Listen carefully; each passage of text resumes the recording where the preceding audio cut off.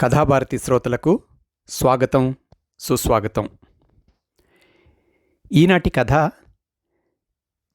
1966 November 10వ తారీఖు నాటి జ్యోతి వార్షిక పత్రికలో పునర్ముద్రింపబడిన బాలగంగాధర్ తిలక్ గారి కథ అతని కోరిక. ఆ కథ పునర్ముద్రణలో జ్యోతి పత్రిక యాజమాన్యం వారు ఇలా రాశారు. జ్యోతి సచిత్ర మాసపత్రిక 1963 ఫిబ్రవరి సంచికతో ప్రారంభమైంది. సుప్రసిద్ధుల రచనలతో, కొంగ్రొత్త శీర్షికలతో ఒక విలక్షణ పద్ధతిలో ఆ సంచిక తెలుగు పత్రికా ప్రపంచంలోనే ఒక కొత్త సంప్రదాయానికి మార్గదర్శకమైంది. పాఠక ప్రపంచంలోనే ఒక వినూత్న సంచలనం కలిగించింది. ఆనాటి అంచనాలను బట్టి మేము ముద్రించిన ప్రతులు 2-3 రోజులలోనే చెల్లిపోవడం, పెక్కుమంది పాఠక మహాశయులు తమకు జ్యోతి ప్రారంభ సంచికను పంపవలసిందని నాటి నుంచి పదే పదే కోరుతూ ఉండడం జరిగింది. వారి కోరికను మన్నించడం మాకు సాధ్యపడలేదు. కానీ ఈ దీపావళి ప్రత్యేక సంచికలో జ్యోతి ప్రారంభ సంచికలోని ఒక రచనను మచ్చుతునకగా ప్రచురిస్తున్నాము.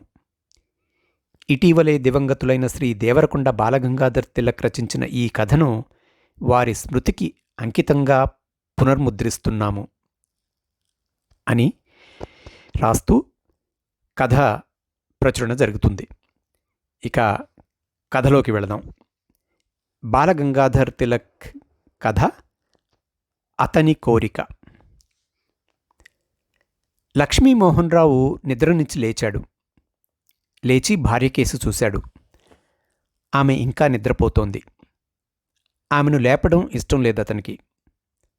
ఆమెతో పాటు ఎన్నో బాధలు గాథలు మేల్కొంటాయని అతనికి తెలుసును. అసలు నిద్ర కన్నా సుఖకరమైన స్థితి మరొకటి ఏమీ అతనికి ప్రపంచంలో కనపడలేదు. అర్ధాంగి అయిన ఆమెలో ఆ సుఖాన్నించి దూరం ఎందుకు చెయ్యాలనుకున్నాడు. అతనికి నిద్ర అన్నా, నోవకేన్ ఇంజెక్షన్ అన్నా చాలా ఇష్టం. ఇదివరకెప్పుడో తేలుకుట్టి అతనికి కాలంతా మంటలు పోట్లు ఎత్తినప్పుడు డాక్టర్ ఆ ఇంజెక్షను ఇచ్చాడు. దాంతో పాదం తిమ్మిరెక్కిపోయింది. బాధ తెలియలేదు. నిద్ర కూడా అతనికి అలాగే ఉంటుంది. బాధల్ని, అరుచికరమైన సంగతులన్నీ నొక్కివేసి ఉంచుతుంది. అందరికిలాగే అతనికి నిద్ర గాఢనిద్ర కాదు, సుఖనిద్ర కాదు, ఒక రకం తిమ్మిరి లాంటిది. నిద్ర లేవగానే అతనికి మనస్సు సలుపుతున్నట్టు ఉంటుంది. దొడ్లోకి వచ్చి వేపపుల్ల విరిచి పళ్ళు తోముకున్నాడు. ఆ సమయంలో అతనికి జరిగిపోయిన రోజున జరిగిన ముఖ్య సంఘటన జ్ఞాపకం వచ్చింది. 4 ఏళ్ల కొడుకు చనిపోవడము, తాను మోసుకుని శ్మశానానికి తీసుకుపోవడము, తన భార్య గుండెలు బాదుకుని ఏడవడము. ఇదంతా నిన్ననే జరిగిందా, ఇదివరలో ఎప్పుడైనా జరిగిందా అన్న అనుమానము వచ్చింది అతనికి. అతనికి జ్ఞాపకం లేక కాదు. అతనికి ఏదైనా కష్టం వచ్చినప్పుడు అతని మనస్సంతా చిత్రంగా మొద్దుబారిపోతుంది. కాలం అనే డైమెన్షన్ ఎక్కడికో తప్పుకుంటుంది. ఏమైనా అతనికి అంతగా ఏడుపు రాలేదు, అంతగా బాధ అనిపించలేదు. అంతే, ఇది తిమ్మిరే అనుకున్నాడు. పళ్ళు తోముకుంటుంటే ఇలాగ ఆలోచనలు మంచు పొగలాగా ఎందుకు ముసురుతాయో అతనికి తెలీదు. వాళ్ళమ్మ చిన్నతనంలో దరిద్రుడా అని తిట్టేది. మరి తనకి లక్ష్మీమోహనరావు అని పేరు ఎందుకు పెట్టింది? అతనికి అమ్మ మీద కోపం వచ్చింది. తనకి ఆ పేరు పెట్టినందుకు కాదు, తనకి లక్ష్మి అనే పేరుగల భార్యను వెతికి తెచ్చి మెడకు కట్టినందుకు. అతను నవ్వుకున్నాడు. అతనికి ఎవరేమన్నా కోపం రాదు, కానీ దరిద్రుడా అంటే కోపం వచ్చేది. తల్లిని అలా పిలవొద్దని కసురుకునేవాడు. దరిద్రం యాచనలో ఉంది, సోమరితనంలో ఉంది. కష్టపడేవాడికి, అభిమానం ఉన్నవాడికి దరిద్రం ఉండదు. ఎవరూ కూడా ఉందని వేలెత్తి చూపించలేరు. అందుకే అతను దొరికిన ఉద్యోగమల్లా చేసేవాడు. అతనికెప్పుడూ టెంపరరీ ఉద్యోగాలే దొరికేవి. బియ్యం కొట్లో గుమస్తాగా పనిచేశాడు. ఎలక్ట్రిసిటీ ఆఫీసులో పనిచేశాడు. లాటరీ టికెట్లు అమ్మేవారిలో కూర్చుని మైక్ ముందు గొంతు పెట్టి రూపాయికి 1,00,000 రూపాయలు అని కేక వేశాడు. సినిమాలో గేటు దగ్గర నిలబడ్డాడు. కిరాణా కొట్ల వాళ్ళకి పద్దులు రాసిపెట్టేవాడు. ఎప్పుడూ అతని జీతం ముఖ్య అవసరాలకి సగం సరిపోయేది. పై సగం అవసరాలు ఎండిపోయి అతని భార్యకి జబ్బు రూపంలో, తనకి భయం రూపంలో, కొడుక్కి ఆకలి రూపంలో దాగి ఉండేవి. చచ్చిపోయిన కొడుక్కి ఆకలెక్కువ. వాడు అస్తమానం తిండి కావాలని మారాన్ చేసేవాడు. వాడికి కడుపు నిండా అన్నం పెట్టినా ఇంకా ఇవి అవి కావాలనేవాడు. తోచకపోతే మట్టి తినేసేవాడు. ఒక వైద్యుడికి చూపిస్తే లివర్ పెరిగిందన్నాడు. అందుకే పొట్ట అలా ఎత్తుగా వచ్చిందన్నాడు. పొట్ట మీద నీలం రంగు నరాలు పైకి ఉబ్బి భూగోళం మ్యాపు మీద నదుల గీతల్లా ఉండేవి. వాడికి సరిగా మందివ్వక, మందిప్పించకలేక చంపేశాడన్నారు లక్ష్మీమోహన్ రావుని కొందరు. కానీ అది అబద్ధం. ఎలాగో అలాగా డబ్బు తెచ్చి మందులిప్పించాడు. కొట్టువాడిని బతిమాలి కొన్ని మందులు అరువు తెచ్చాడు. ఆ జబ్బుకి ఇవి అరువు మందులని తెలిసిపోయి లోకువ చేసి కాస్తైనా తగ్గలేదని అతని అనుమానం. వాడు బతికి ఉంటే వాళ్ల మేనమామ అల్లుడు పెంతండ్రిలాగా తహసీల్దార్ అయి ఉండేవాడు అని భార్య లక్ష్మి ఉద్దేశం. అతనికి అతని భార్యకి కూడా గౌరవంగా, సగర్వంగా చెప్పుకోదగిన బంధువు ఈ తహసీల్దారు ఒక్కడే. ఆ తహసీల్దార్ని వీళ్ళెప్పుడూ చూడలేదు. ఆయన వీళ్ళనెప్పుడూ ఏ కార్యానికి పిలవనూ లేదు. కానీ ఆ తహసీల్దారు మాత్రం ఈ భూమి మీద ఎక్కడో ఉండడం ఖాయం. లక్ష్మి కుళాయి దగ్గర ఏవో మాటల్లో, మా బంధువు ఒక ఆయన తహసీల్దారు, ఆయనకి ఈ ఊరు బదిలీ అయితే బాగుండును, ఈ కుళాయి నీళ్లు ప్రత్యేకం ముందుగా నేను పట్టుకునేందుకు ఏర్పాటు చేసి ఉండును, వేగలేక చస్తున్నాం ఈ అలగా జనంలో అంటుండేది. అలగా జనంలో తాను ఒకరితనని లక్ష్మికి తెలియలేదు. అయితే లక్ష్మి నమ్మకాలు, ఆశలు పెట్టుకున్న మనిషి. తన భర్తకి ఏ 400 ఉద్యోగమో, ఏ లాటరీ ఫస్ట్ ప్రైజో ఏదో ఒకటి అనతి దూరంలో రెడీగా ఉందని అనుకుంటుంది. ఒక మేడ, ఒక మంచి కారు, రాళ్ల నెక్లెసు ఆవిడ కనీసపు కోర్కెలు. కానీ లక్ష్మీమోహన్ రావుకి ఏనాడు పెద్ద ఆశలు లేవు. అతనికి చిన్న చిన్న సరదాలు ఉండేవి. చిన్నతనంలో అతను పెద్దవాణ్ణయిపోవాలనుకునేవాడు. చిత్రం ఏమంటే నిజంగా కొన్నేళ్లకి పెద్దవాడైపోయాడు. నిజానికి అతనికి తీరిన కోరిక ఇది ఒక్కటే.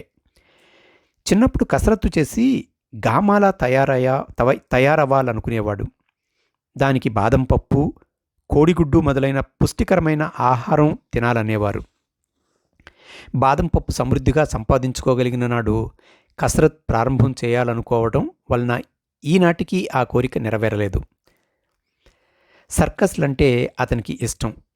నల్లకోటు వేసుకుని పొడుగాటి కంచీని చప్పుడు చేస్తూ గుర్రాల్ని గుండ్రంగా పరుగెత్తించేవాడంటే అతనికి భయం, గౌరవం, అభిమానము కూడా. అంత వాడవాలని ఉండేది.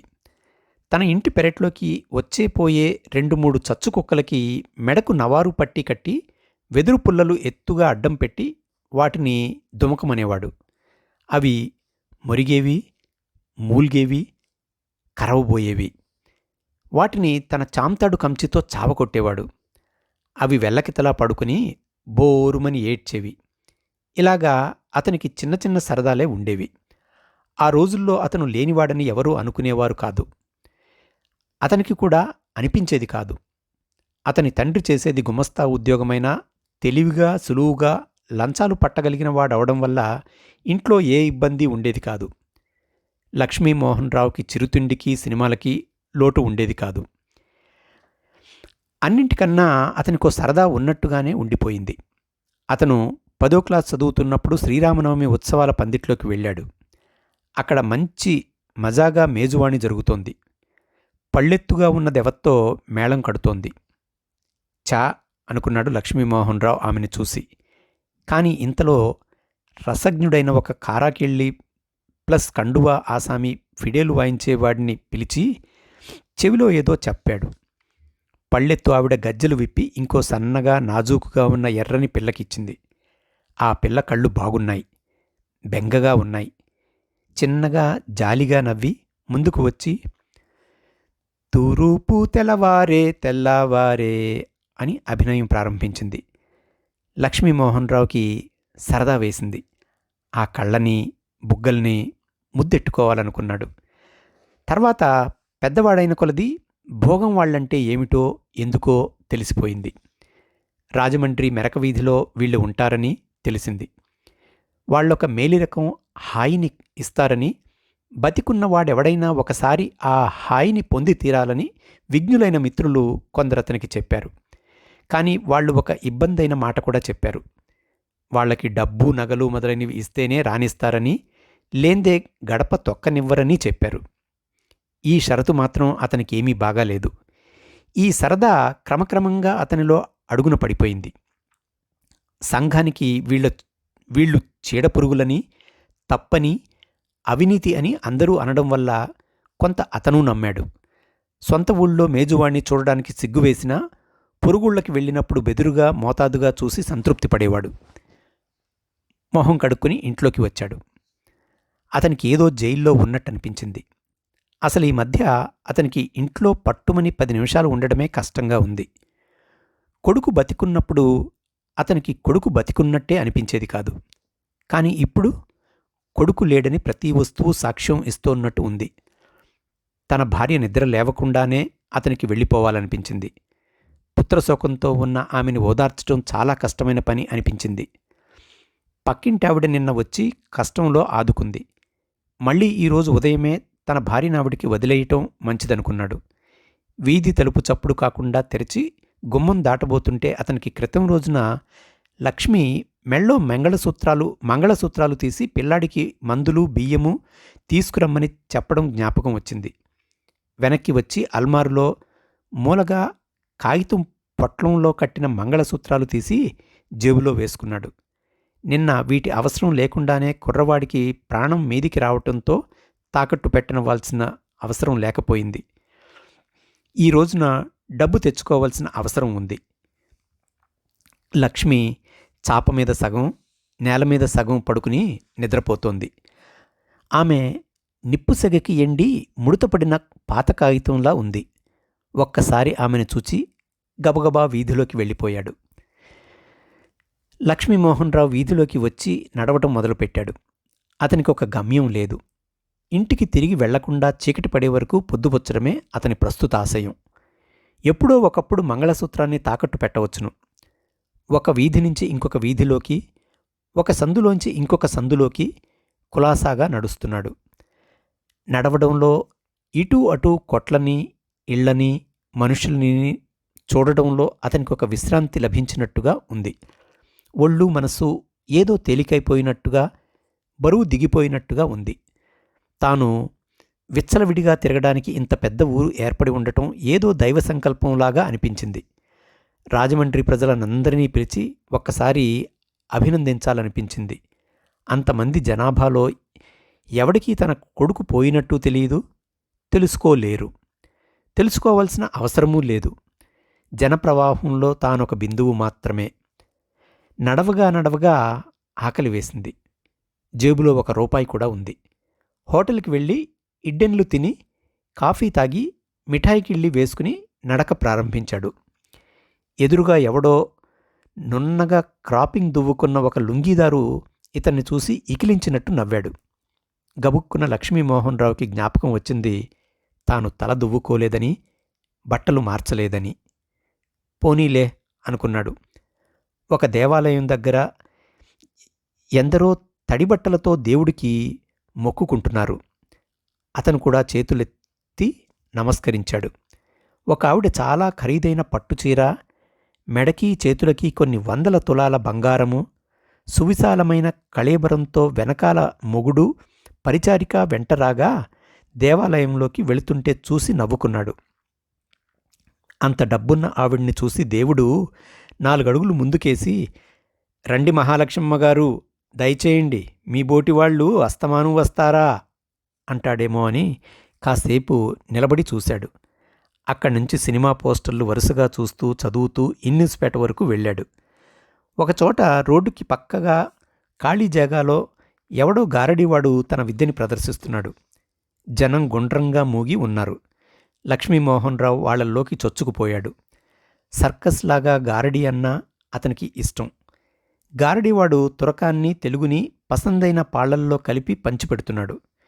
కోడిగుడ్డుని ఒక బుట్టతో మూసి కుక్కపిల్లని చేస్తానంటున్నాడు వాడు.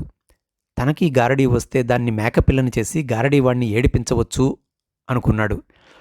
గారడీవాడి కూతురు డబ్బులు అడుగుతోంది. దాని గడ్డం మీద మచ్చ ముద్దొస్తోందనుకున్నాడు.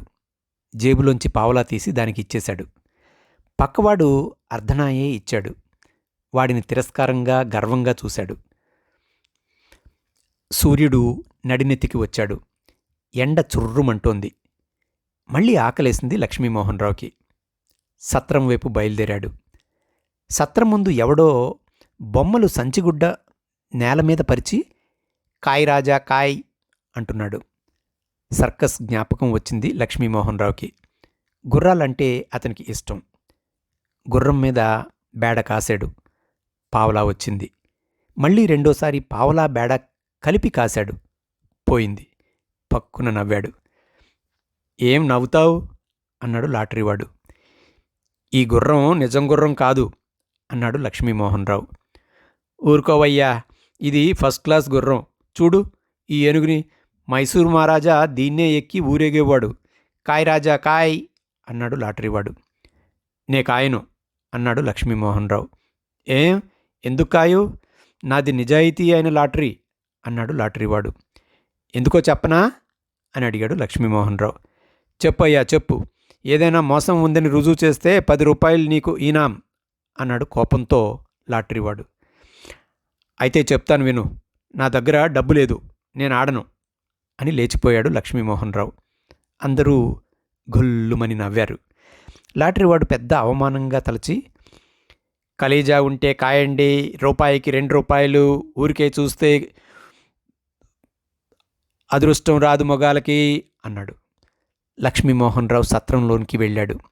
సత్రం గుమస్తా ఇతన్ని ఎరుగును. బీడీ పొగ పైకి ఊది, ఏమయ్యోయ్ కులాసానా కనపడ్డం మానివేశావు అన్నాడు. ఏది బీడీ ఉంటే ఒకటి అన్నాడు రావు. అరే నీకు అలవాటు లేదుగా. చేసుకున్నానులే అంటూ బీడీ తీసుకుని అంటించాడు లక్ష్మీమోహన్ రావు. అతనికి బీడీ అలవాటు లేదు. కానీ ఈవేళ అతనికి ప్రతి పని చేసేందుకు స్వతంత్రం వచ్చినట్టుగా ఉంది. కులాసాయేనా? ఏంటి ఇలా వచ్చావు అన్నాడు గుమస్తా. ఇలాగా పని మీద వెళుతున్నాను. ఏదైనా మంచం ఉంటే పడై, కాసేపు నడుం వాల్చిపోతాను అన్నాడు రావు. గుమాస్తా ఖాళీ గది ఒకటి చూపించాడు. బీడీ కాలుస్తూ ఉక్కిరి బిక్కిరవుతూ దగ్గుతూ మంచం మీద పడుకుని లక్ష్మీమోహన్ రావు రకరకాల ఆలోచనలు తడుముతున్నాడు. అలసిపోయిన అతనికి తెలియకుండా నిద్రపట్టింది. సాయంత్రం 6 దాటాక గుమస్తా లేపే వరకు అతనికి మెలకువ రాలేదు. మెలకువ వచ్చాక అతను చాలాసేపు తికమక పడ్డాడు. తనక్కడ ఎందుకున్నది తెలియక. కొంతసేపటికి అతను గుర్తించడానికి వీలయింది. గుమస్తాకి థ్యాంక్స్ చెప్పి ఇన్నిసుపేట గోదావరి ఒడ్డుకు వెళ్ళి మొహం కడుక్కుని మెట్ల మీద కూర్చున్నాడు. విశాలంగా చల్లగా పారుతున్న గోదావరి ముందు అతను చటుక్కున ఏకాకిలా ఫీలయ్యాడు. క్రమ్ముకుంటున్న లేత చీకటిలోకి బద్ధకంగా చూస్తూ కూర్చున్నాడు.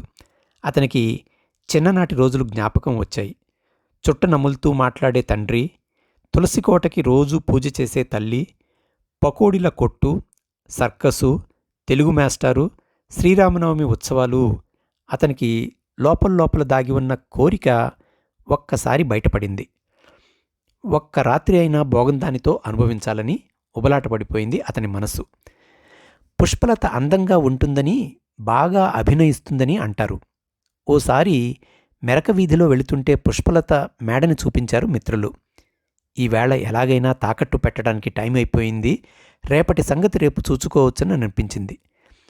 మెరక వీధిలో మేడ ఉంది. ఇంకేం అనుకున్నాడు. లేచి బయలుదేరాడు. విద్యుత్ దీపాల కాంతిలో రాజమండ్రి సందులు చవక రకం ఆడదానిలా మెరుస్తున్నాయి. తికమకగా ఉన్న జుట్టుతో, మాసిన చొక్కాతో తిన్నగా పుష్పలత మేడ గుమ్మం ముందు నిలబడ్డాడు. ఏం చెయ్యాలో, ఎలా పిలవాలో అతనికి సరిగ్గా తెలియదు. దగ్గాడు. కొంతసేపు అయ్యాక మళ్ళీ దగ్గాడు. చివరికి ఏమండీ అని పిలిచాడు. అతనికి సిగ్గుగా భయంగా ఉంది. ఇంతలో ఓ గళ్ళచీర కట్టుకున్న 50 ఏళ్ల స్త్రీ వచ్చి, ఏం కావాలి అంది. జుట్టు పల్చబడి ఆమె తల పెంకు అక్కడక్కడా కనిపిస్తూ అసహ్యంగా ఉంది. ఈ మేడలో పుష్పలత ఉందా అన్నాడు బెరుగ్గా. ఆ ఉంది. ఎవరైనా పంపించారా నిన్ను? కాదు, నాకే కావాలి. నీకా? ఆమె విరగబడి నవ్వింది. నవ్వినప్పుడు గొగ్గిపళ్ళు కనిపిస్తున్నాయి. నా దగ్గర అరకాసు బంగారం ఉంది అన్నాడు ధీమాగా. ఆమె ఎగాదిగా చూసి, ఆగు, కనుక్కుని చెబుతాను అని లోపలికి వెళ్ళి కొంతసేపటికి తిరిగి వచ్చి, రాత్రి 9 దాటాక రండి అంది. లక్ష్మీమోహన్రావు ఉత్సాహంగా బజారు వైపు నడిచి ఒక క్షౌరశాలలోకి వెళ్ళాడు. అక్కడ ఎవరూ లేరు, యజమాని తప్ప. ఏం సార్, క్రాఫ్ వేయమంటారా అన్నాడు వాడు. కాదు, కొంచెం తలకి నూనె రాసి పెట్టాలి. పౌడర్ కూడా కావాలి. డబ్బులు తీసుకురాలేదు. ఎప్పుడైనా ఇటు వచ్చినప్పుడు ఇస్తాను అన్నాడు లక్ష్మీమోహన్రావు ప్రాధేయస్వరంతో. శాలాధిపతి ఇతన్ని నిదానించి చూసి, ఏం గిరాకీ పంతులు అన్నాడు. ఏముంది, పిల్ల ఏదన్నా దొరికిందా? ఆశ్చర్యంతో లక్ష్మీమోహన్రావు, నీకెలా తెలిసింది అన్నాడు. ఓస్, అందరి వైను ఇట్టే పసిగట్టగలను. అనుభవం అంతే, అనుభవం. నిన్ను చూడగానే అనుకున్నాను, ఈడెవడో నాసిరకం బాబు అని అన్నాడు కొట్టువాడు. ఇలా లోకు చేసి మాట్లాడటం కష్టమనిపించింది లక్ష్మీమోహన్రావుకి. అయినా చేసేది లేదు. తల దువ్వుకుని పౌడర్ రాసుకుని 9 అయ్యే వరకు అక్కడే ఒక బల్ల మీద కూర్చున్నాడు. ఒళ్ళంతా బరువుగా ఉంది. ఒక పక్కన చెయ్యకూడని పని ఏదో చేస్తున్నట్టు ఉంది. అంతలోనే విపరీత శక్తుల మీద తిరుగుబాటు చేస్తున్న నాయకుడిలాగా గర్వంగా అనిపించింది. తన ఒకే ఒక కోరిక ఎందుకు తీర్చుకోకూడదు? ఎవరు అడ్డు పెడతారు? అతనిలో తెలియని సంతోషం వ్యాపించింది. ఇదివరకు వెళ్ళిన మెరక వీధి మేడ దగ్గరకు వెళ్ళాడు. ఇందాకటావిడ గుమ్మం దగ్గర కూర్చుని కాళ్ళకి తైలం రాసుకుంటోంది. ఇతన్ని చూసి, ఆ మెట్లెక్కి పైకి వెళ్ళు, అక్కడుంటుంది అంది. ఏకవచన ప్రయోగానికి ఒళ్ళు మండింది. కోపంగా చూచి మెట్లెక్కాడు. డాబా మీద పిట్టగోడ నానుకుని విలాసంగా నుంచుందో యువతి. పొడుగాటి వాల్జడ, మధ్య బంగారు చామంతి పువ్వు ఉంది. మెళ్ళో నెక్లెసు, ఒక ఒంటిపేట గొలుసు ఉన్నాయి. రొమ్ములు ఎత్తుగా ఉన్నాయి. పౌడర్ పూసిన మొహం తెలుపు, చేతుల చామనఛాయ రంగు విడివిడిగా అసందర్భంగా ఉన్నాయి. ఇతన్ని చూసి నవ్వుతూ, రాండి అంది ఆమె. ఆమె వెనకాలే గదిలోకి వెళ్ళాడు.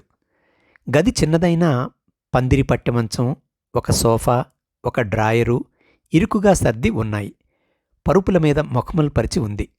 డ్రాయర్ మీద మిఠాయిలు, అరటిపళ్ళు, మరచెంబు, టేబుల్ ఫ్యాను ఉన్నాయి. గోడమీద వెంకటేశ్వరుడి పటానికి ఇటూ అటూ సినీతారల బొమ్మలు, క్యాలెండర్లు ఉన్నాయి. ఓ పక్కగా ఉన్న ఒక్క కిటికీ మూసేసి ఉంది. గదిలోకి వెళ్ళగానే లక్ష్మీమోహన్రావుకి నిలవ ఉన్న గాలి వాసన, ఒక రకం ముదురు సెంటు వాసన వేసి గమ్మత్తుగా ఉంది. ట్యూబులైటు కాంతిలో ఆమెను తదేకంగా చూస్తూ నిలబడ్డాడు. ఆమె నవ్వి, అలా చూస్తున్నారే, బావులేనా అంటూ దగ్గరకు వచ్చి చెంపలను తాకి సోఫాలో కూర్చోబెట్టింది. అతనికి ఒళ్ళు పులకరించింది. ఆమె అంత అందంగా కనబడలేదు. అయినా ఆమె చొరవలో, చనువులో ఉద్రేకపడే గుణం ఉంది. తనని పరీక్షగా చూస్తుందని తెలుసుకుని, మీ పేరు పుష్పలతేనా అని అడిగాడు. కిలకిలా నవ్వి ఆమె అతని పక్కగా కూర్చొని, ఇలాంటి చోటుకి రావటం మీకు కొత్త అంది. ఏం, నన్ను మీరు అని గౌరవిస్తున్నారే, మిమ్మల్ని గౌరవించకూడదా? ఊహు అని కళ్ళు కుంచించి అతని మీదికి కొంచెం ఒదిగి, మీది ఈ ఊరు కాదా అని అడిగింది. కాదు, అబద్ధమాడాడు లక్ష్మీమోహన్ రావు. మరి ఏ ఊరు? అమలాపురం. ఏం చేస్తుంటారు? వ్యవసాయం. అక్కడ నాకు భూములున్నాయి ధైర్యంగా అనేశాడు. ఆమె తీవ్రంగా చూచి మళ్ళీ నవ్వుతూ, ఈనాందార్లన్నమాట, ఏమాత్రం కమతం ఉంది అంది. 50 ఎకరాలు. తన లోకువ పట్టేస్తుందేమోనని నిచ్చెన మెట్లెక్కిపోతున్నాడు లక్ష్మీమోహన్ రావు. మరి ఈ మాసిన బట్టలు వేషము ఇలాగే వస్తారా మా దగ్గరికి? అయ్యో రామా అని చెంగు నోటికి అడ్డం పెట్టుకుని నవ్వుతోంది. పెట్టే బెడ్డింగి పోయాయి వస్తుంటే ఈ ఊర్లో పనుంది, మరి ఏం చెయ్యను? కంగారు పడ్డాడు లక్ష్మీమోహన్ రావు. ఊహూ, ఆమె ఏదో ఆలోచిస్తున్నట్టు ఉంది. పుష్పలతంటే మా వైపు మంచి పేరు. నేను పుష్పలతని కాదు. మరి నువ్వు? నన్ను పాప అంటారు. పుష్పలత మా అక్కయ్య. ఓ లక్షాధికారి మా అక్కయ్యను సొంతంగా ఉంచేసుకున్నాడు. ఓహో అన్నాడు లక్ష్మీమోహన్ రావు. పోనీ ఇదైతేనేం, దాని చెల్లెలే కదా అని సమాధానపరుచుకున్నాడు. నన్ను కూడా మీరు తీసుకుపోయి ఉంచుకోరాదు? చిలిపిగా నవ్వుతూ అడిగింది. నేనా? ఎక్కడా ఉంచుకోవటం, ఎలాగా? తడబడుతూ అన్నాడు లక్ష్మీమోహన్ రావు. ఆమె ఏదో పసిగట్టినట్టు, భోంచేశారా అంది. లేదు. ఏం? అతను జవాబివ్వలేదు. ఎందుకో అతని మనసంతా కలతపడిపోయింది. అతనికి కొడుకుని శ్మశానానికి మోసుకుపోవటం జ్ఞాపకం వచ్చింది. మరి బంగారం ఏది? అడిగిందామె. బంగారం ఏమిటి అన్నాడతను. మా పిన్ని చెప్పింది అరకాసు బంగారం ఉందని. ఓ అదే, ఓ మర్చిపోయాను. జేబులోంచి మంగళసూత్రాలు పొట్లం తీసి ఆమెకిచ్చాడు. భలేవారే మీరు, ఇంతవరకు ఇవ్వకుండా నన్ను ఆడిస్తున్నారా అంటూ ఆమె పొట్లం విప్పి చూచింది. పసుపు తాడుకి మంగళసూత్రాలు కట్టబడి ఉన్నాయి. అప్రయత్నంగా ఆమె సరే అంది. ఆమె చెక్కిళ్లలోంచి రక్తం దిగిపోయింది. సందేహంగా అతనికేసి చూసింది. అరకాసు ఉండదనా నీ సందేహం అని అడిగాడతను. ఉంటాయేమోలే. ఆమె పొట్లం కట్టి చేత్తో పట్టుకుని, కొంచెం మిఠాయి తినండి, ఇప్పుడే వస్తాను అని గదిలోంచి వెళ్ళిపోయింది. అతనికి ఉత్సాహం తగ్గిపోతున్నట్టు అనిపించింది. మధ్యాహ్నం భోజనం లేని కారణాన ఏమో అనుకున్నాడు. మంచి చలాకీదే ఈ పాప, తనని లేనివాడని కనిపెట్టేసిందా?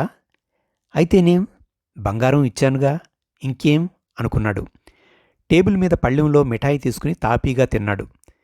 కింద నుంచి ఏవో కేకలు వినిపిస్తున్నాయి. పాప ఎవరిమీదో, బహుశా ఆ గొగ్గిపళ్ళ పెన్నిని తిడుతుందేమో అనుకున్నాడు. 2 చక్కెరకేళి అరటిపండ్లు ఒల్చుకుని తిన్నాడు. క్రమంగా అతనికి బలం వచ్చింది. దాంతో అతని మీద అతనికి నమ్మకం కలిగింది. ఇందాకట్నుంచి నీరసం వల్ల కాబోలు అలా బెదురుగా ఉన్నాననుకున్నాడు. ఇప్పుడు చూడమను తన ప్రజ్ఞ. తను చమత్కారంగా మాట్లాడగలడు. పాపచేత జావళి అభినయింపచెయ్యాలి. తూరూపు తెలవారే అంటే అతనికి ఇష్టం. మరచెంబు తీసి నీళ్లు తాగి తేంచాడు. రాబోయే సుఖాన్ని తలుచుకుంటుంటే అతనికి ఒళ్ళు మళ్లీ పులకరించింది. లేచి మళ్లీ మంచం మీద పడుకున్నాడు. చిరునవ్వు నవ్వుకున్నాడు తృప్తిగా. గదిలోకి గొగ్గిపళ్ళావిడ వచ్చింది. ఇదొచ్చిందేమిటి అని కంగారు పడ్డాడు లక్ష్మీమోహన్ రావు. లేలే పంతులు, మంచం మీద దొరలాగా పడుకున్నావు కాని అంది మోటుగా ఆవిడ. ఏం? ఇన్స్పెక్టర్ వస్తున్నాడు, కబురొచ్చింది, ఎల్లుబాబు నువ్వు వెళ్ళిపో. ఎక్కడికి వెళ్ళను? కోపం వచ్చింది లక్ష్మీమోహన్ రావుకి. నేనెందుకు వెళ్ళాలి అన్నాడు. సాల్లే, ఇన్స్పెక్టర్ వస్తే నిన్ను నన్ను జైల్లోకి తోస్తాడు. దయచేయి పంతులు, ఇదిగో నీ బంగారం. ఆమె పొట్లం మీదికి విసిరింది. పాప ఏది? ఇలా రమ్మను మెల్లగా అడిగాడు రావు. పాపే చెప్పింది నిన్ను పంపించేయమని. నడు నడు అంది. కోపంతో పొట్లం తీసుకుని లక్ష్మీమోహన్ రావు గబగబా కిందికి దిగాడు. ఇటు అటు చూశాడు. గుమ్మం పక్కగా పాప నుంచుని ఉంది. నన్ను పొమ్మన్నావేం? వాడెవడు ఆ ఇన్స్పెక్టరు? నాకేం భయం అన్నాడు గట్టిగా. పాప నవ్వి, కోప్పడకు పంతులు, మళ్ళీ ఎప్పుడైనా వద్దుగానిలే, నా మాట విని వెళ్ళు. ఏం? ఇదిగో ఈ 10 రూపాయలు దగ్గరుంచుకో. నాకు తెలుసు కష్టం ఏమిటో. ఎందుకో ఏ అవ్యక్త స్మృతి వల్లనో చటుక్కున అతని కోపం పోయి సిగ్గుతో అవమానంతో తన మీద తనకి జాలితో బలహీనుడైపోయాడు లక్ష్మీమోహన్ రావు. ఆమె జేబులో 10 రూపాయలు పెడుతుంటే తోసివేయాలనుకున్నాడు. కానీ అతని నరాలు ఇంద్రియాలు స్తంభించిపోయాయి. అలాగే నుంచునిపోయాడు. కోపంగా కేకలేద్దామనుకున్నాడు. కానీ మాట రావడం లేదు. వెళ్ళు పంతులు, పాప జాలిగా చూసి అంది. లక్ష్మీమోహన్ రావు జేబులోంచి నోటు తీసి ఆమె మీదకి విసిరివేశాడు. ఒళ్ళంతా అవమానంతో దహించుకుపోతోంది. నిర్జనంగా ఉన్న రాజమండ్రి రోడ్ల మీద నడిచిపోతున్నాడు. లక్ష్మీవారంపేట, తుమ్మలావా గడిచిపోయాడు. పాప జాలిగా చూడడం అతనికి మరీ మరీ గుర్తుకు వస్తోంది. తను దరిద్రుడని తెలిసిపోయింది. తన శక్తి అంతా ఈ ప్రమాదం రాకుండా ధారపోసినా లాభం లేకపోయింది. తనకి వ్యభిచరించే అర్హత కూడా లేదు. ఎంత దూరం ఆ చీకట్లో అలా నడిచాడో తెలియదు. కానీ అతను తనకి తెలియకుండానే తన ఇంటికి వెళ్ళాడు. అతని ఒంట్లోంచి సత్తు అంతా ఎవరో తోడేసినట్లయింది. కాళ్ళు వణికాయి. తన ఇంటి మెట్ల మీదకు చతికిలబడ్డాడు. మొహం చేతులతో కప్పుకున్నాడు. అతని గొంతు నుంచి మూలుగు హీనస్వరంతో బయటికి వచ్చింది. ఇంటి తలుపు తెరిచి భాగ్యలక్ష్మి తొంగి చూచింది. ఇంతదాకా ఎక్కడున్నారు? రండి లోపలికి. అలా బెంగపడిపోతే ఎలాగా అంటూ అతని చెయ్యి పట్టుకుని లోపలికి తీసుకువెళ్ళింది. మీరు కూడా ఏమయ్యారో అని భయంతో చస్తున్నాను. చచ్చిన కొడుకు ఎల్లానూ రాడు. మీరు కూడా... ఆమె కంఠం రుద్ధమైంది. పడుకోండి ఇలాగా అంటూ అతన్ని మంచం మీద పడుకోబెట్టింది. లక్ష్మీమోహన్ రావు కళ్ళు మూసుకుని పడుకున్నాడు. కనుకొలకల నుంచి కన్నీటి బిందువులు రాలుతున్నాయి. లక్ష్మి అతని కళ్ళు తుడిచి, కాస్త విశ్రాంతి తీసుకోండి అని తన కళ్ళు తుడుచుకుంది. లక్ష్మీమోహన్ రావుకి కాసేపటికి నిద్రపట్టింది. అదండి ఈనాటి కథ. జ్యోతి సచిత్ర మాసపత్రిక ప్రారంభ సంచిక 1963 ఫిబ్రవరిలో తొలిసారిగా ముద్రింపబడి తిరిగి నవంబర్ 1966 జ్యోతి వార్షిక సంచికలో పునర్ముద్రించబడిన బాలగంగాధర్ తిలక్ గారి కథ అతని కోరిక.